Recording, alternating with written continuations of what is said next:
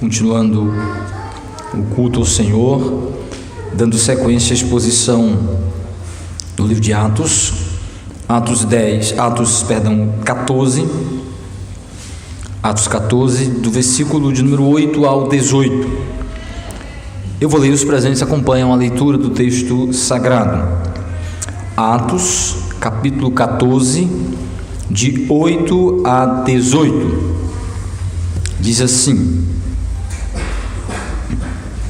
Em Listra costumava estar sentado certo homem aleijado, paralítico desde o seu nascimento, o qual jamais pudera andar. Esse homem ouviu falar Paulo, que fixando nele os olhos e vendo que possuía fé para ser curado, disse-lhe em alta voz: Apruma-te direito sobre os pés. E ele saltou e andava. Quando as multidões viram o que Paulo fizera, gritaram em língua licaônica, dizendo: Os deuses em forma de homens baixaram até nós.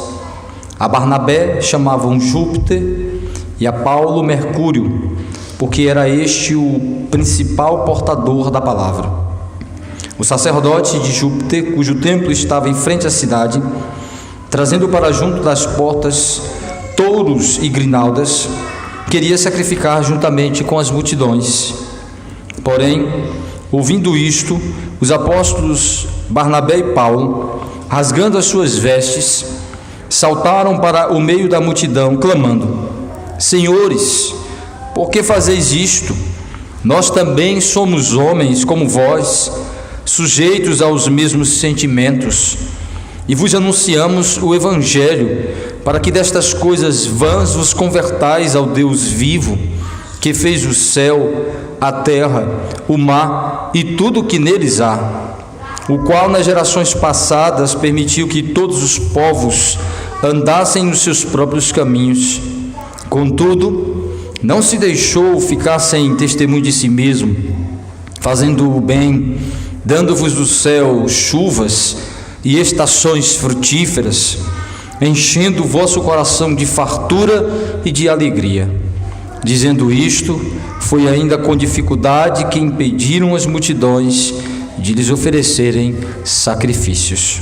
Que o Senhor aplique sua palavra nos nossos corações. Amém.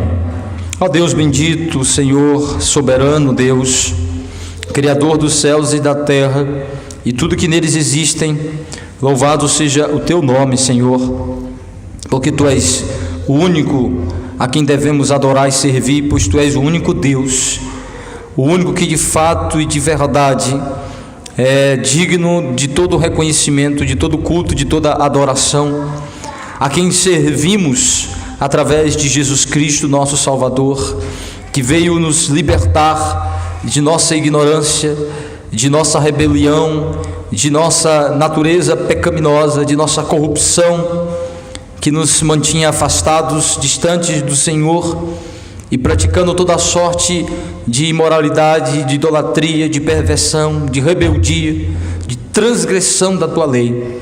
Que o Senhor, ó Deus, nesta hora nos ajude, nos capacite a te adorar através da pregação da palavra, através do ouvir atento e temente ao Senhor e reverente ao Senhor nesta hora, reconhecendo, ó Deus, que o Senhor é um Deus soberano, Criador, que não se manteve em silêncio, mas que falou e fala a nós através da tua palavra, e que esta palavra chegue aos nossos corações de maneira poderosa, libertadora, santificadora, em nome de Jesus. Amém. Meus irmãos e amigos, não é à toa que a idolatria, ela é considerada um dos pecados que mais provoca a indignação de Deus e a ira de Deus, pois a idolatria é uma forma dos homens tentar roubar a glória de Deus para dar a outros, a quem não pertence esta glória. A idolatria é uma total rebelião contra Deus, porque a idolatria é atribuição de honra, de glória, de dignidade, de valores para outros que são exclusivos de Deus.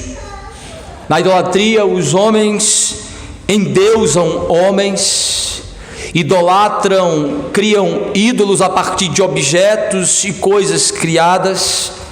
Na idolatria, os homens divinizam suas ideias, seus conceitos, seus valores, seus pensamentos, como na mitologia grega e romana, em que os deuses, os panteões dos deuses dessas mitologias não passam de imaginações, de divinização de imaginações, de ideias de homens pagãos, de homens totalmente desprovidos do conhecimento especial de Deus em suas mentes. A idolatria é uma total afronta a Deus, e é por isso que ela causa uma total revolta, uma total manifestação de ira, de indignação divina. E neste texto que nós lemos nesta noite, nós vemos como o apóstolo Paulo e Barnabé, na primeira viagem missionária de ambos, eles começam especificamente a lidar com, a atacar diretamente, a lidar diretamente com as expressões da idolatria, do paganismo do povo gentílico. Como o apóstolo Paulo começa a lidar diretamente com o paganismo do mundo gentílico. Até então, Paulo, nas cidades que ele havia passado, desde o início de sua viagem missionária, o apóstolo Paulo começava a partir dos judeus daquela região, mesmo sendo regiões predominantemente gentílicas. O apóstolo Paulo tinha um ponto de contato para a pregação do evangelho, visitação às sinagogas, como nós vimos em Antioquia, como nós vimos em Icônio, e agora nós estamos vendo que na cidade de Listra, Paulo, provavelmente por não existir uma sinagoga judaica ali, o apóstolo Paulo vai fazer um milagre, provavelmente como uma forma de chamar a atenção daquelas pessoas para o que estava sendo pregado, tanto a pregação como o sinal e o prodígio, para chamar a atenção para que todos possam ouvir o evangelho, visto que eles não têm uma sinagoga para começar este ponto de contato. E ao fazer o milagre e a interpretação do milagre aos olhos da perspectiva pagã daqueles homens, coloca Paulo de frente com esta realidade de um mundo totalmente pagão, idólatra, ignorante de Deus. Enquanto com os judeus Paulo começava a trabalhar a hipocrisia religiosa, a interpretação equivocada da lei do Antigo Testamento, Paulo tinha este ponto de partida para pregar o evangelho para os judeus, em que os fazia ver que Cristo era o cumprimento das profecias do Antigo Testamento.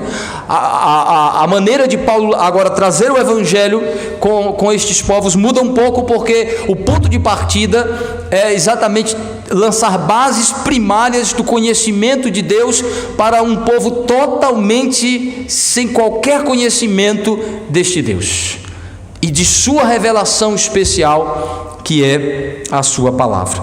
Então, a partir da interpretação daquele milagre que o apóstolo Paulo realizou como uma confirmação de sua autoridade apostólica, como uma forma de confirmar a mensagem do evangelho, nós vemos como o apóstolo Paulo vai perceber a profundidade da cegueira espiritual do mundo pagão. Mas como que o evangelho vai exatamente adentrar este mundo obscuro da idolatria, do paganismo, de religião totalmente politeísta, em que havia deuses para cada gosto? E o apóstolo Paulo vai desconstruir, a partir do evangelho, toda a perspectiva, ideia religiosa pagã e idólatra daqueles homens, e apresentá-los o único e verdadeiro Deus que se revela nas Escrituras. Então, com isso, meus irmãos, nós olhamos para esse texto e vemos o desafio do apóstolo Paulo e de Barnabé na cidade de Listra, onde eles adentram a mais uma nova região daquela naquela área em que ele está pregando o Evangelho, e como o Evangelho, que é a autorrevelação de Deus, do único e verdadeiro Deus, está vindicando a glória de Deus em um mundo pagão, no mundo gentílico. Ou seja, qual é a tônica do evangelho pregada por Paulo no mundo gentílico? Deus vindica, Deus convoca que todos abandonem os seus falsos deuses e se curvam ao único e verdadeiro Deus, que toda aquela prática religiosa era falsa, que toda a religiosidade do mundo pagão era falsa, era idólatra, era inútil, que eles deveriam conhecer e se curvar ao Deus único e verdadeiro pregado pelo Evangelho através dos apóstolos. Então o Evangelho é a autorrevelação de Deus, em que ele diz para os gentios, para os judeus e gentios, que eles devem se curvar ao único e verdadeiro. É Deus vindicando a glória devida a ele, a honra devida a ele, que está sendo dada a outros objetos, a outros seres, a homens e não a Deus. Então o Evangelho, de alguma forma, é a autorrevelação de Deus vindicando a glória, a honra devida a ele como único e verdadeiro Deus. Por isso que o resultado da salvação é a transformação de pecadores idólatras em crentes adoradores do verdadeiro Deus. É o que nós nos tornamos aqui. O nosso culto é a expressão de uma fé monoteísta, e que esta fé monoteísta se fundamenta na autorrevelação do único e verdadeiro Deus, o Deus das Escrituras, o Deus que se revela em Cristo, tornando nulo, tornando mentirosa, tornando falsa todas as outras formas de crença e de religiosidade fora das Escrituras.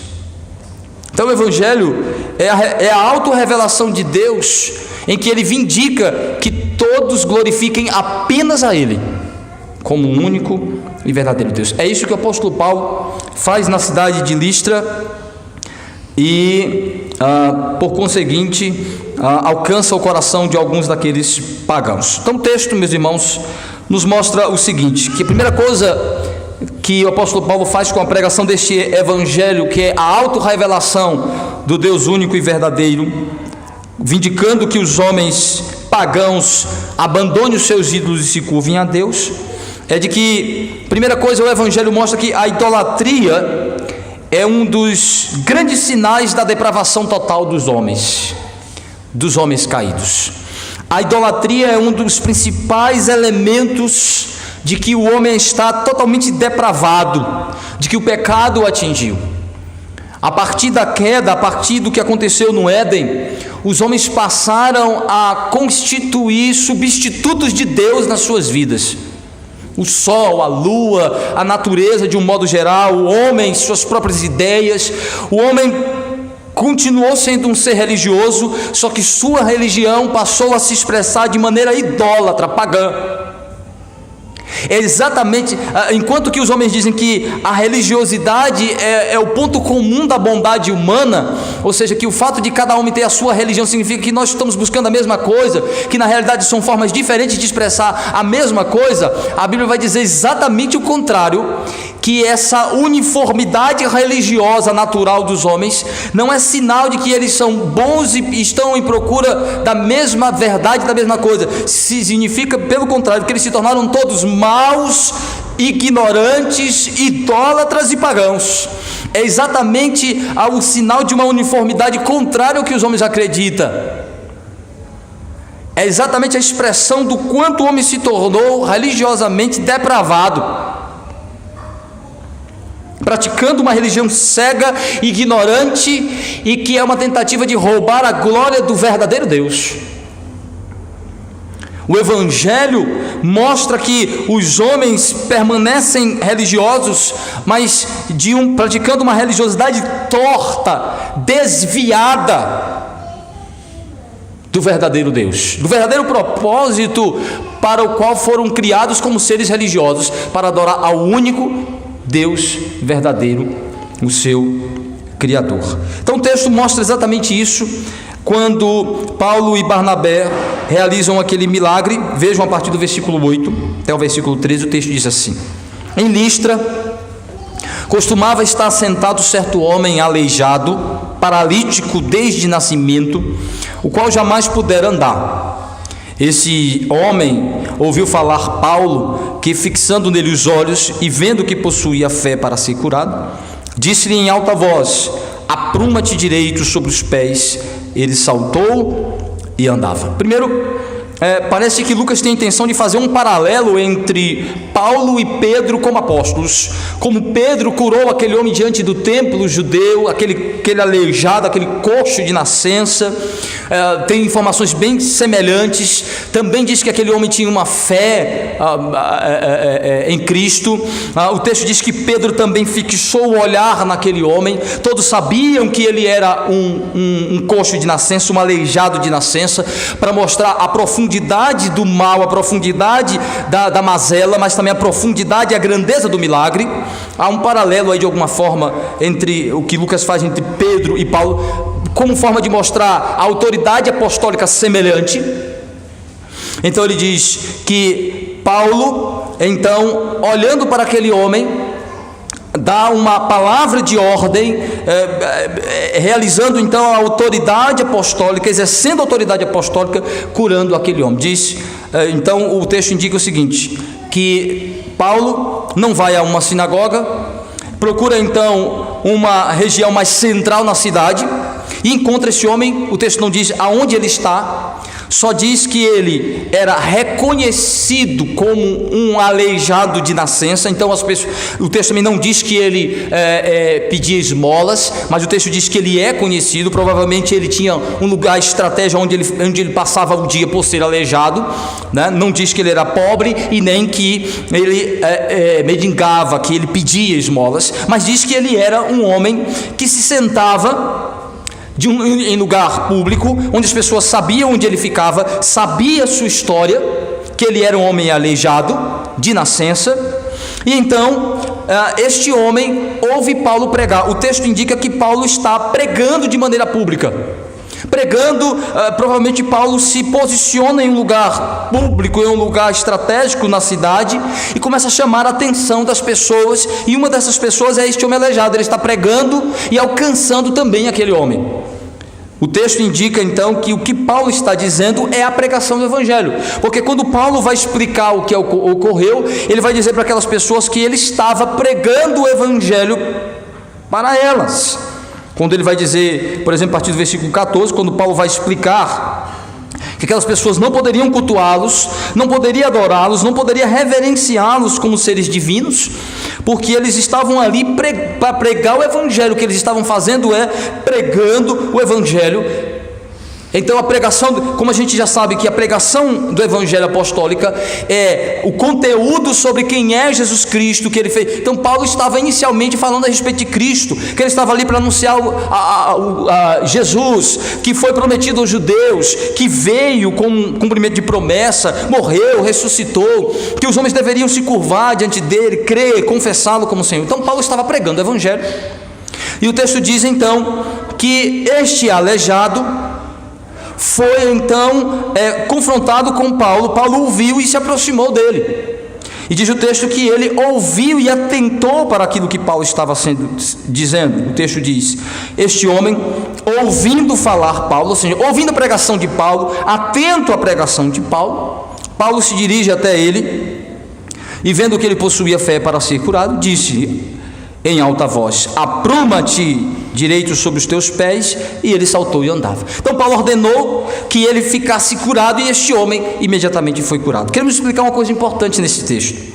A nossa sociedade bíblica traduziu a expressão da seguinte maneira: ela colocou assim, que aquele homem tinha fé para ser curado.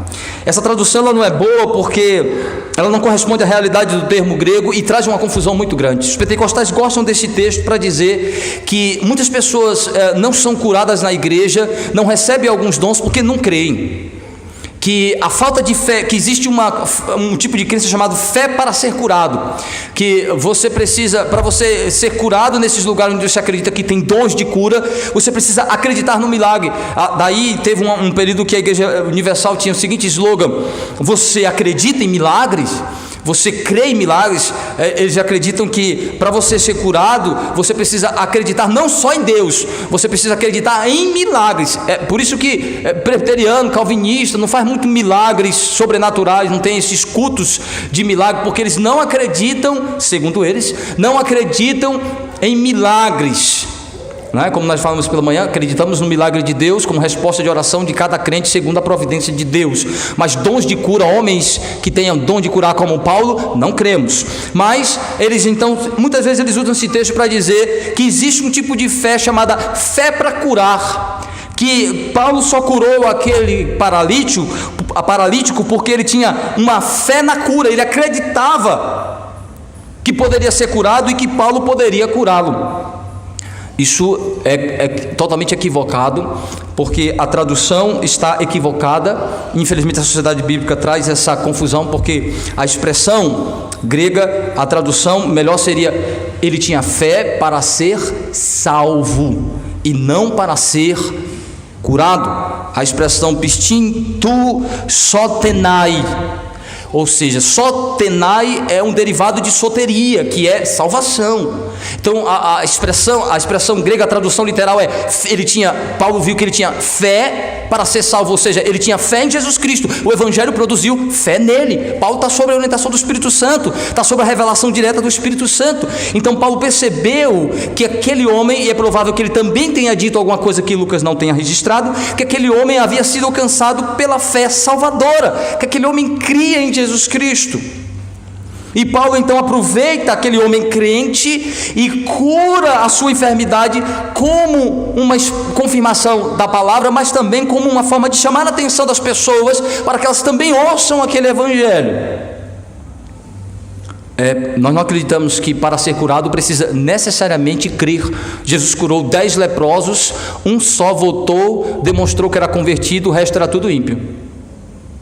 Jesus curou muitas pessoas que não creram nele, que foram para o inferno e alcançaram cura. A cura, se nós vimos pela manhã que o Espírito Santo pode dar dom de cura para incrédulos, porque em Mateus 7 Jesus diz exatamente que alguns vão chegar naquele dia e dizer: Senhor, nós não profetizamos em teu nome, Senhor, nós não realizamos sinais e prodígios em teu nome, não fizemos milagres em teu nome. Jesus dirá: apartai-vos de mim, maldito, porque eu não vos conheço, vós que praticais a iniquidade. Então, incrédulos podem ter até dom de curar, imagine ser curado. Então, não precisa necessariamente ter fé para ser curado. Então, o que o texto está dizendo é que Paulo percebe que aquele homem havia abraçado a fé cristã, aquele homem havia se convertido, o evangelho havia produzido fé salvadora naquele homem, e então resolveu curá-lo, dentro da providência, dentro do projeto apostólico de confirmar a palavra com sinais e prodígios. E é interessante que quando a Bíblia diz que os apóstolos curavam enfermos, não só também ela fala de enfermos cristãos, de crentes sendo curados, mas fala de multidões mais diversas que iam em direção aos apóstolos sem qualquer manifestação de fé ou de crença, e eram curados. A eficácia estava no poder apostólico dado por Cristo, e não nos indivíduos que eram curados.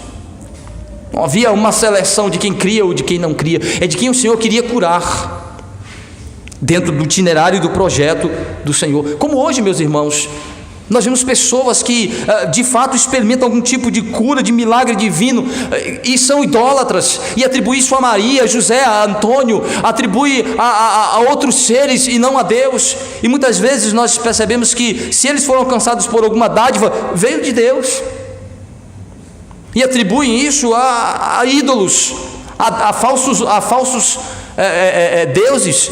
Então o texto, infelizmente a sociedade bíblica nos atrapalha aqui neste texto, quando ela diz: Paulo vendo que aquele homem tinha fé para ser curado. Não, Paulo vendo que aquele homem tinha fé salvadora, tinha fé que salva, tinha fé salvadora em Cristo, que aquele homem havia se convertido, Paulo então o curou. Mas a intenção de Paulo, além de abençoar aquele homem com aquela bênção do Senhor, de dar, além da salvação, a bênção de ser curado de sua enfermidade, era a partir daí chamar a atenção daquela cidade pagã, daquela cidade idólatra, que acreditavam que aquelas coisas eram feitas pelos deuses de seus panteões, tanto do panteão grego como o panteão romano. E de fato Paulo chamou a atenção, porém não teve a resposta que ele esperava, porque aqueles homens, vendo aquele milagre, eles começaram exatamente a atribuir aquele milagre aos deuses gregos e romanos. O texto então diz, continua dizendo, versículo 10, versículo 11: quando as multidões viram o que Paulo fizera, gritaram em língua licaônica, dizendo: os deuses em forma de homens baixaram até nós.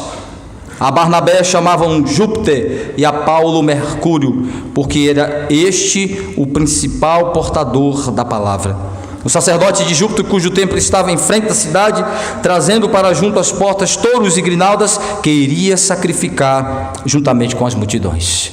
Quando o povo de Listra viu aquilo, como eles eram exatamente religiosos, mas praticantes de uma religião politeísta e pagã idólatra, e havia aqui a influência tanto do panteísmo romano como grego, eles disseram então que o que estava acontecendo era a materialização, a personificação de dois de seus deuses. Disseram então que era Mercúrio e Júpiter.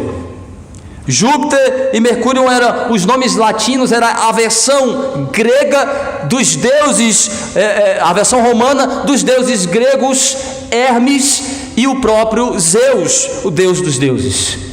Eles então estavam chamando Paulo e Barnabé de Hermes e Zeus, chamando Barnabé de Zeus e Paulo de Hermes, porque dentro da mitologia grega, Zeus é o deus dos deuses, o senhor dos senhores. Hermes, seu filho com Maia, com a deusa Maia, ele é considerado um grande deus, mas de valor menor do que Zeus. Zeus é o deus maior na mitologia grega. Só que, meus irmãos, a mitologia grega não é diferente da mitologia romana. Os romanos e os deuses os romanos e os gregos adoravam praticamente os mesmos deuses. A diferença era apenas os nomes que eles davam. Por isso que aqui, nessa região, eles chamam Zeus de Júpiter e chama Hermes de Mercúrio, que é a versão romana dos deuses gregos. Eles adoram praticamente os mesmos deuses, com correspondentes de nomes diferentes. Nesta cidade de Listra havia um templo dedicado ao deus Zeus, só que ele ficava fora. Por quê? Porque eles acreditavam que Zeus era o deus dos deuses e sua principal função era de protetor. Então eles colocavam o templo fora da cidade, sob a ideia de que Zeus traria uma redoma, uma grande proteção espiritual sobre aquela cidade. Então eles optaram em adorar esses dois principais deuses: Zeus como protetor maior da cidade e Hermes como aquele que se tornou o deus da proteção dos viajantes. Por quê? Porque dentro da mitologia grega, o papel de Hermes é o papel de ser o mensageiro dos deuses. Na mitologia grega, Hermes vinha trazer a mensagem dos deuses para os pastores, para os sacerdotes, para os emissários, para todos aqueles que tinham a responsabilidade de ensinar sobre os deuses e trazer as suas informações. Então Hermes é o deus da mensagem. Então ele era o protetor dos viajantes, era o protetor da prosperidade, que ele trazia prosperidade material em todos os aspectos. Então ele era de alguma forma um deus de extrema importância, porém tendo uma importância menor do que Zeus. Daí eles chamarem Paulo de Hermes e chamarem o próprio Barnabé de Zeus. Por quê? Apesar de Paulo demonstrar sinais de poder e autoridade, era Paulo quem estava pregando e Barnabé estava auxiliando. Então, na visão deles, o Deus de autoridade maior não é o que trabalha. Zeus é apenas o administrador, é apenas o coordenador, o governante, que faz com que os deuses de patente menor trabalhem por ele. Então eles pensavam, esse homem, Paulo é o que prega, é o que traz a mensagem, ele é o Hermes, ele é o Deus trabalhador. O outro, de uma natureza mais calma, mais tranquila, que fica ali só supervisionando, esse é Zeus. Porque tanto para os gregos como para os romanos, os deuses podem visitar os homens, podem se materializar, podem tomar forma humana. E eles se baseavam exatamente em uma lenda que existia. Existia uma lenda que dizia que Zeus e Hermes havia visitado em um certo momento a região da Frígia, e isso é registrado por um poeta romano chamado Ovídio, e ele diz no seu poema que Zeus e Hermes visitaram a região da Frígia, só que os frígios não receberam os seus deuses, e por não receberem, eles então destruíram aquela região, pois apenas um casal recebeu em casa, lhe deu alimento, lhe deu dormida, e ele então abençoou aquele casal, mas destruiu aquela região que havia rejeitado eles. Eles conheciam esta lenda e se baseiam nesta lenda registrada pelo poeta Ovídio, de que possivelmente eles estavam também recebendo esta visitação. Irmãos, isso é a idolatria.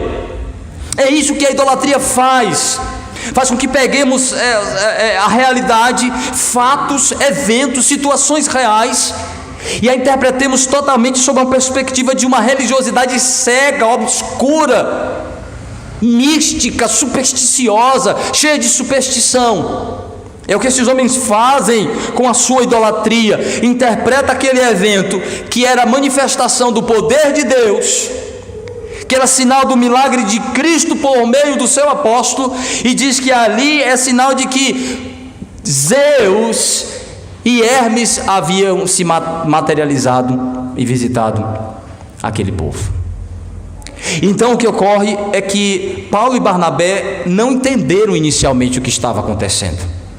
Quando aquelas pessoas começaram a chamá-los de Mercúrio, de Júpiter, de Zeus e de Hermes, eles não entenderam, porque eles usavam a língua materna deles, um dialeto próprio da região. Apesar de conhecerem o grego, eles não falam em grego como Paulo e Barnabé, mas eles falam na língua licaônica, que é uma língua própria deles, uma língua materna daquela região da Licaônia. E Paulo e Barnabé, no primeiro momento, não entendem que eles estão dizendo: olha, os deuses baixaram até nós, olha, Mercúrio veio até nós, Júpiter veio até nós. Eles não entenderam isso. Até então, Paulo e Barnabé não compreendiam como eles proferiam palavras idólatras. Mas o que ocorre é que os sacerdotes, vendo o rebuliço, os sacerdotes do templo de Zeus, vendo o que estava acontecendo, e o povo dizendo que os deuses haviam baixado, eles correram com todos os utensílios do sacrifício a Zeus e resolveram sacrificar, dizendo, corroborar com aquela interpretação supersticiosa, dizer: olha, fomos visitados. Já pensou como aquilo traria uma grande evidência para aquela região? Se aquele evento fosse real, se aquilo estivesse realmente acontecendo como segundo a lenda de Icônio, se aquilo fosse real, de Ovídio, perdão, a lenda de Ovídio, então se aquilo fosse real, como eles não seriam tratados, visto aquela região sendo visitada pelos deuses do panteísmo grego e romano? Então aqueles homens se aproveitaram. Meus irmãos, vocês pensam que isso é coisa só de idolatria pagã? Isso é coisa de idolatria cristã também. Quando o cristianismo foi atingido pela idolatria romana, a partir de Constantino, transformamos a fé em relíquias religiosas. A Igreja Católica difundiu a fé cristã, dizendo que achou um pedaço da lança que matou Jesus Cristo, que foi enfiada em Jesus Cristo, que acharam a farpa da cruz, que acharam um pedaço da coroa, que acharam o famoso santo sudário que enxugou o rosto de Jesus Cristo, que acharam o suposto cálice que ele tomou junto com seus discípulos. As relíquias cristãs moveram os cristãos a acreditarem que havia aqueles utensílios de fé ali, e eles se curvavam como manifestação do poder de Deus. Dentro do cristianismo católico romano, quantas vezes eles disseram que Maria havia aparecido, que santos apareceram para as pessoas. Temos também a idolatria no meio cristão, que muito nos atrapalhou, que se Paulo estivesse aqui falava a mesma coisa, se Paulo estivesse presente falava a mesma coisa que falou para aqueles idólatras, se revoltaria semelhantemente, porque a idolatria cega-nos para a realidade de Deus. Então o texto mostra que aqueles homens expressaram a sua idolatria como um grande sinal de sua depravação e quiseram sacrificar a Paulo e a Barnabé, dizendo que eles eram aqueles deuses que havia baixado e manifestando seu poder no meio deles. Isso é um sinal claro de sua cegueira espiritual, de sua cegueira religiosa, que eles não conseguiam entender a realidade da onde procedia aquele poder de fato e de verdade. Então, meus irmãos, o texto mostra, em primeiro lugar, que o Evangelho mostra que a idolatria é um dos principais sinais da depravação do homem. Por quê? Porque mesmo regenerados, porque mesmo dentro do cristianismo, o tempo todo somos tendentes a produzir ídolos. Como dizia Calvino, o coração humano é uma fábrica de ídolos. Como é fácil produzir ídolos, como é fácil roubar a glória de Deus, como é fácil colocar em pedestais homens no lugar de Deus, como é fácil atribuir a homens honra que é devido a Deus apenas. É um dos principais sinais da corrupção, da tendência do coração humano de se rebelar contra Deus. E o texto então continua mostrando que mesmo Paulo e Barnabé não entendendo inicialmente, parece que alguns dos discípulos ali acompanhando começou a interpretar o que eles falavam em língua licaônica, começaram a falar em grego dizendo: eles estão querendo sacrificar a vocês, dizendo que vocês são os deuses que vieram, que vocês são Zeus e Hermes que vieram aqui. Paulo então entrou em desespero. Até então ele não estava entendendo o que estava acontecendo, quando alguém disse: eles estão querendo sacrificar, eles estão querendo honrar vocês, eles estão querendo levar vocês para o templo de Zeus, para que vocês recebam as honras devidas ao Deus Zeus. E ao ver isso, Paulo então vai se manifestar contrário, dizendo que aqueles homens estão equivocados. Com isso, meus irmãos, nós podemos perceber então que o Evangelho, em primeiro momento, o Evangelho mostra que a idolatria é sinal da depravação total dos homens, o que se tornou o coração religioso do homem. Segunda coisa, o Evangelho então revela que o verdadeiro Deus, que o Deus das Escrituras é o verdadeiro Deus, e revela o seu poder que liberta os pecadores da sua idolatria. Então, o Evangelho mostra a realidade de um homem idólatra, mas mostra a realidade de um Deus único e verdadeiro, que vai na direção dos idólatras para libertá-los de sua idolatria pelo seu poder. Só Deus pode fazer isso. Então, o Evangelho é Deus atestando a realidade pervertida dos corações, mas também se auto-revelando, dizendo: só eu posso libertá-los de sua idolatria, de seu paganismo, e fazê-los voltar para mim, e restabelecê-los ao verdadeiro propósito de sua religiosidade.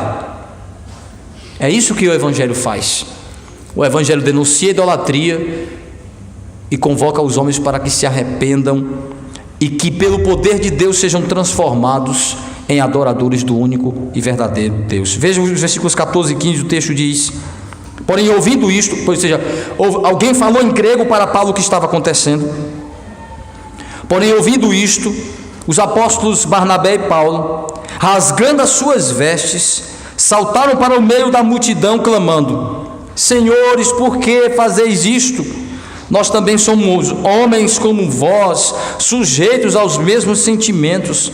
E vos anunciamos o Evangelho, para que destas coisas vãs vos convertais ao Deus vivo, que fez o céu, a terra, o mar e tudo que neles há. Então Paulo, percebendo o que estava acontecendo junto com Barnabé, foi para a frente da multidão e dizendo: vocês não podem fazer isso. Eles já estavam com os bichos nas mãos, os sacerdotes já estavam com todos os utensílios para começar o sacrifício, para levar eles para o templo. Paulo então pulou na frente dele e disse: não façam isso, por favor. Nós somos homens como vocês, nós não somos dignos desta honra, ela só pode ser dada a Deus. Nós não somos divinos, nós somos meros homens que veio aqui enviado por este Deus que vocês não conhecem, para falar dele. Num panteísmo tanto romano como grego, havia os deuses se dividiam em 3 classes: deuses do mar, deuses da terra e deuses do ar. Em outras palavras, estão dizendo assim: em cada esfera, em cada área da criação, do universo, ele era dominado por uma categoria, por uma espécie de Deus. No mar havia os deuses próprios dos mares, como Thor e outros. Havia os deuses próprios da terra, que produziam fertilidade, riqueza. Havia os deuses que atuavam nas hostes mais celestes, mais etéreas. E com isso Paulo está dizendo: não, esses deuses não existem. Essas esferas da existência são ocupadas e governadas por um único Deus. Não, esses deuses não existem. Vocês estão dominados por uma vaidade, por um conhecimento ignorante. Vocês criaram isso, é criação de vocês. O Evangelho, eu vim aqui falar exatamente do Evangelho, que diz que esses deuses não existem, que essas crenças são todas vaidade, mentira. Porque o Deus que vos apresento é o Deus que criou a terra, é o Deus que criou o céu, é o Deus que criou o mar, e neles habita, governa e controla. Não, o universo não é governado por um panteão, um grupo de deuses, não. Só existe um Deus, Paulo diz. É isso que o Evangelho é a vindicação da supremacia, da soberania, da exclusividade de Deus em Cristo. Então Paulo diz: o Evangelho veio para dizer a vocês que vocês iam se converter da idolatria, a abandonar. O Evangelho, meus irmãos, não é a corroboração da religião pagã, dizendo: o que vocês estão adorando é o mesmo que nós adoramos, só um nome diferente. Paulo diz exatamente o contrário. O Evangelho é a denúncia da falsa religiosidade, da ignorância, da mentira que é todas as religiões não cristãs. Então ele diz assim: o Evangelho veio para dizer para vocês que esses deuses não existem e que vocês precisam se converter ao Deus verdadeiro, abandonar a idolatria, abandonar o culto aos falsos deuses, abandonar as cerimônias religiosas dos falsos deuses e passar a adorar o Deus único e verdadeiro como ele revela nas Escrituras. E conhecer o poder dele, que liberta os idólatras, que liberta os pagãos de sua ignorância e os transforma em adoradores do Deus verdadeiro. Crente é nada mais nada menos do que pagão convertido em adorador do Deus único e verdadeiro. É isso que Paulo está dizendo.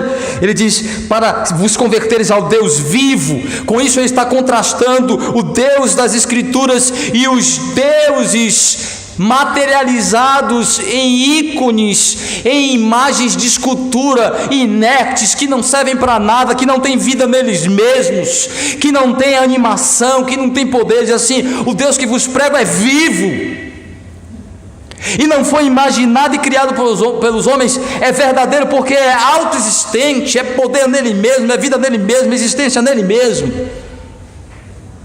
criador de tudo e sustentador de tudo. O Evangelho, meus irmãos, é a revelação do verdadeiro Deus e do seu poder para libertar idólatras. Então o evangelho não pode converter o homem e deixá-lo na prática idólatra, e deixá-lo na ignorância de Deus, e deixá-lo praticando idolatria, e deixar se curvando diante de uma imagem, e deixar com que ele continue usando velas, e deixar que ele continue usando instrumentos e relíquias humanas, usando o instrumento de superstição, usando crucifixo. É Deus, é a fé exclusiva em Cristo. O evangelho liberta da idolatria. Não é a melhoração do homem, não é melhorar a sua religião, é transformá-lo em praticante de religião falsa na religião verdadeira, é adorador de Deus falso no adorador de Deus verdadeiro. Não é a mesma coisa não, meu irmão. É isso que Paulo está dizendo, o evangelho é o poder libertador do Senhor dos idólatras. Então Paulo diz, não façam isso, porque vimos pregar exatamente para dissuadi-los disso, convertê-los disso. E vocês querem praticar conosco, e vocês querem praticar idolatria conosco, fazendo de nós deuses, adoradores, objetos de adoração. Não aceitamos, viemos libertá-los disso. Fico imaginando pastores que permitem práticas idólatras, que permitem exatamente práticas supersticiosas dentro da igreja, permitindo que as pessoas roubem a glória de Deus, que as pessoas desvirtuem a sua fé, redirecionando elas para outros objetos no lugar de Deus, que não denunciam como as tradições se tornam ídolos no meio da igreja, que as tradições, as práticas criadas por nós se tornam mais poderosas do que o culto a Deus, de que tradições inventadas por nós é mais importante do que o dia do Senhor e o culto ao Senhor. O evangelho liberta a gente da idolatria. Não deixa a gente continuar da idolatria, abre os nossos olhos para ver como estamos transformando coisas, pessoas e ideias no lugar de Deus. Então Paulo diz, o evangelho veio para libertá-los e não para deixá-los praticando isso. E como pregador do evangelho, preciso alertá-los. Meu irmão, evangelho, pregação do evangelho que não denuncia idolatria, que não alerta para o perigo do nosso coração produzir facilmente ídolos. Eu, como pregador do evangelho, posso me tornar facilmente um ídolo em sua vida, você que é crente. Você mesmo pode se tornar um ídolo facilmente na sua vida. É só tirar os olhos do Senhor, é só deixar de buscar a glória de Deus conforme a sua palavra, que facilmente colocamos substitutos de Deus em nossa vida. E o texto continua, meus irmãos, mostrando que o evangelho também é a revelação especial de Deus, que corrobora com a sua revelação natural, ampliando o entendimento sobre quem é Deus e sobre a sua obra. Mas a revelação natural é a confirmadora da revelação natural de Deus, a revelação especial. Então Paulo dizendo, o evangelho veio dizer-vos quem é este Deus, mas dizer que vocês nunca ficaram totalmente sem o testemunho dele, mesmo não o conhecendo de maneira especial, mesmo não conhecendo o evangelho. Ele disse, Deus não o deixou sem testemunho.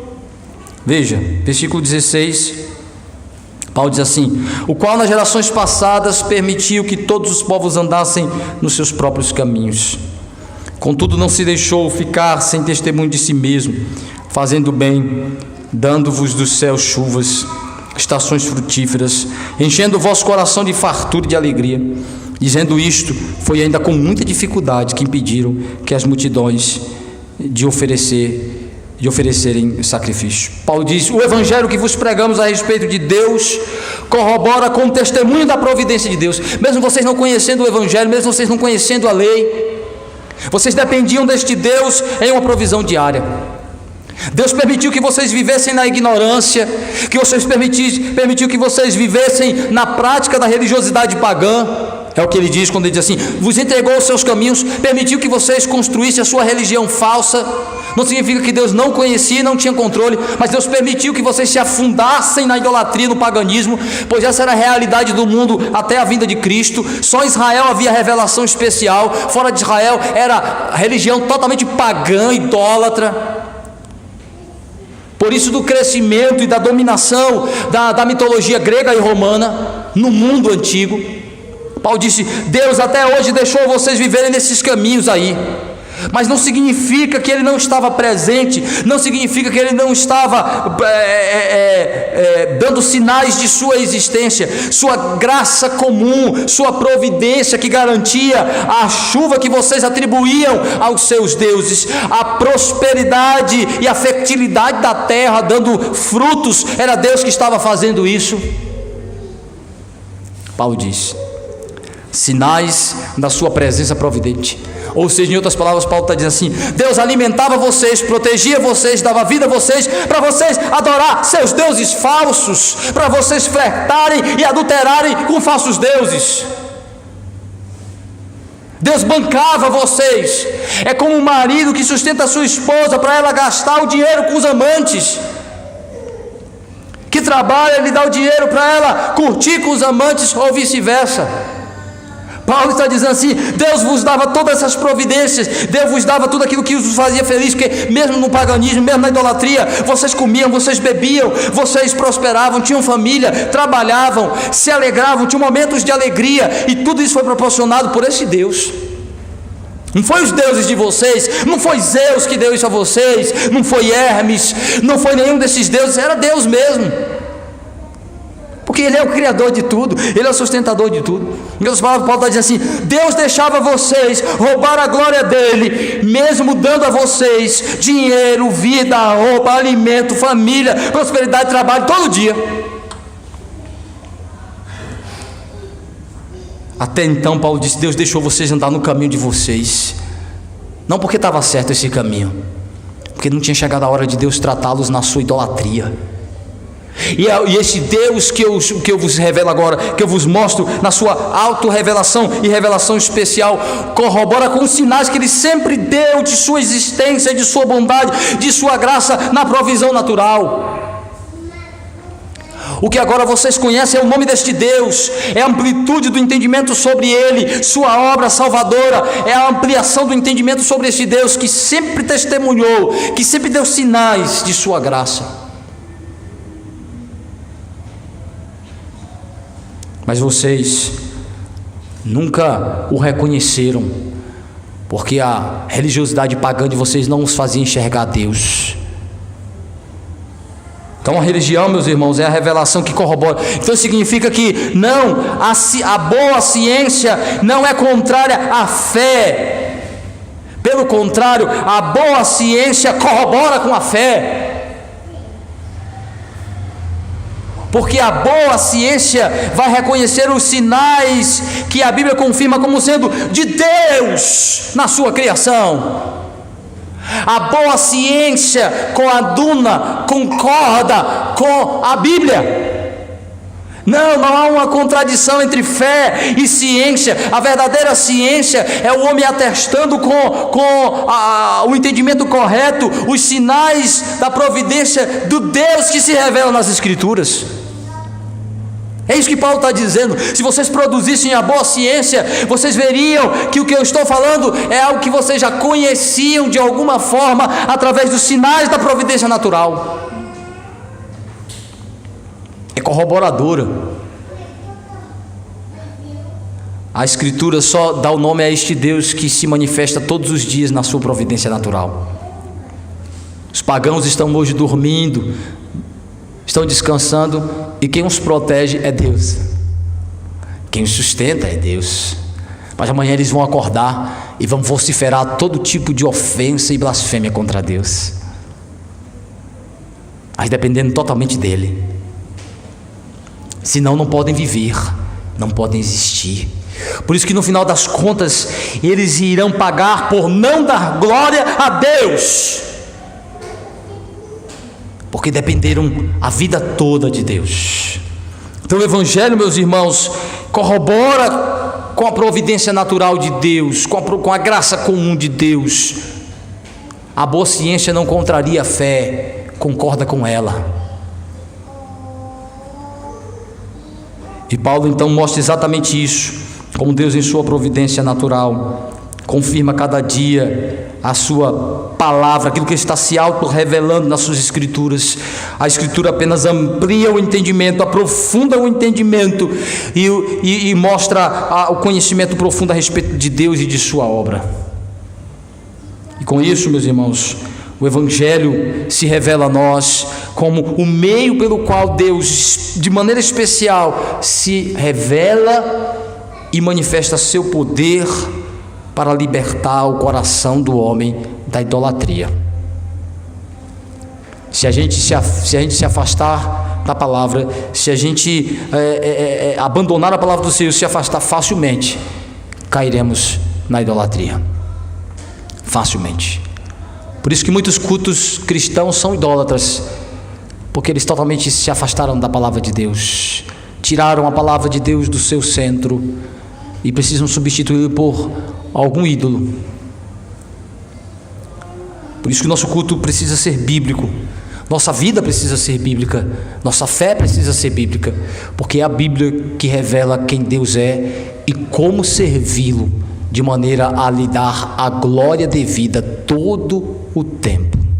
Que Ele, pois, nos abençoe. Amém. Senhor Deus,